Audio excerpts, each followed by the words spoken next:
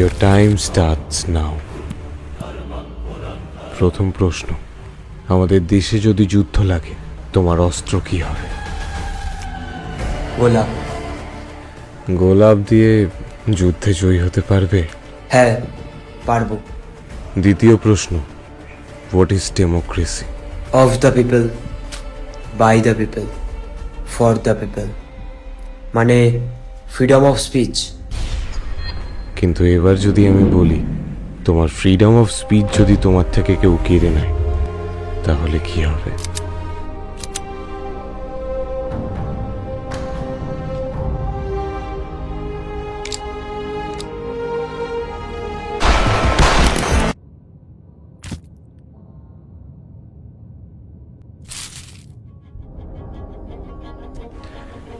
কিন্তু আমি আমার প্রশ্নের উত্তরটা পেলাম না।